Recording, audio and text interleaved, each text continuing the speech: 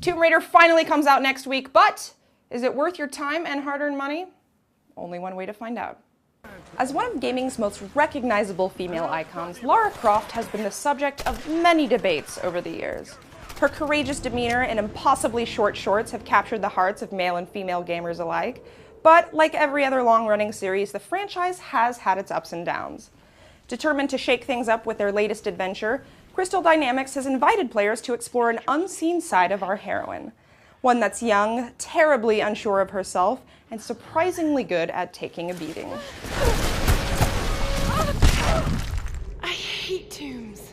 Now, I'm not gonna lie, the story of Lara Croft's beginnings is a lot like the television show Lost, though perhaps not quite as compelling. Lara and her crew set out to study some ancient ruins and wind up shipwrecked on an island in the mysterious Dragon's Triangle. Their efforts to escape are mired by setbacks from almost every direction, but the story takes its darkest turn as Lara begins to unravel the mythological forces that brought them there. The Lost Kingdom. It's like finding Atlantis. The storytelling is well-paced and builds enough intrigue to keep you interested for a good 12 to 15 hours, while the writing is on par with what you might find in a blockbuster adventure film. Cheesy at times, sure, but it's a reflection of Lara's own youthful immaturity, something she comes to terms with over the course of the game.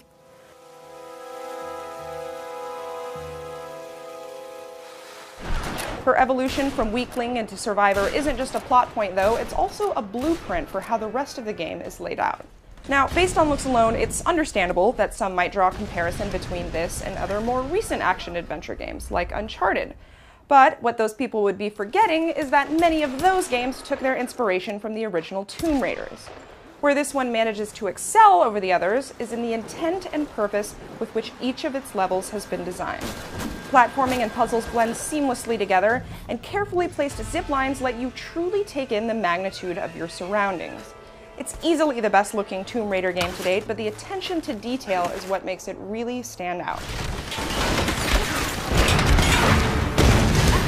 When Lara first arrives on the island, she's ill-equipped, wielding only a pickaxe and a deftly acquired bow and arrow.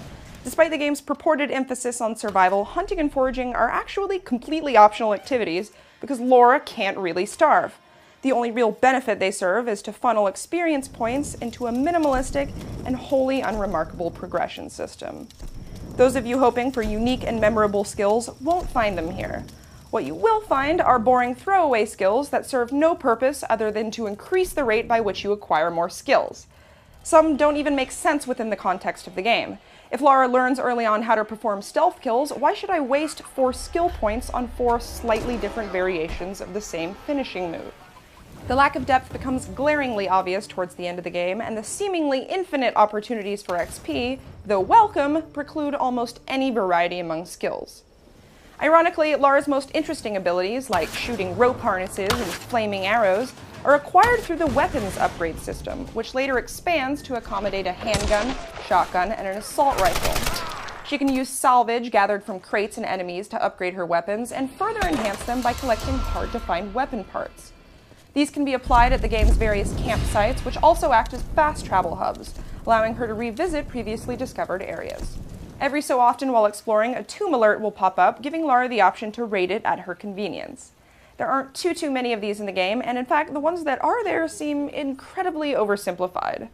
They rarely, if ever, extend beyond a single room, and even with some of the more involved puzzles, the challenge seems to come more from precisely timed platforming than critical problem solving. On the upside, they do give more XP than anything else in the game by far, and they're still a treat to encounter despite their lack of complexity. Exploration aside, I'm surprised by just how well the combat seems to have been implemented. There's a good balance between shooting and stealth, and while it may not allow for a whole lot of creativity on either side, it does do well within its own limitations. The wide open firefights are engrossing, the stealth segments require a fair amount of strategy, and the cover system is one of the best I've seen in a game. Gone are the days of dedicated cover buttons and getting stuck behind walls. Lara can now automatically assume cover just by walking up to it. This keeps the interface empty and clean and makes it easier for you to avoid the blast of enemy explosives. Run, you bastards! I'm coming for you all! Now, some of you might disagree with what I'm about to say, and for what it's worth, I fully acknowledge the significance of QuickTime events in the Tomb Raider canon, but stringing 5 of them together just to kill a wolf is excessive. If they were good, I could understand, but wiggling the analog stick left and right and tapping X repeatedly is not anyone's idea of fun, even remotely.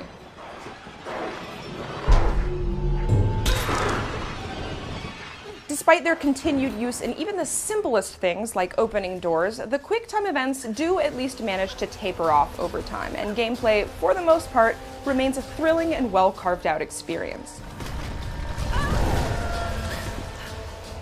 I wish I could say the same for the game's multiplayer, though, which is a brand new addition to the series and one that, sadly, provides little distraction beyond the campaign.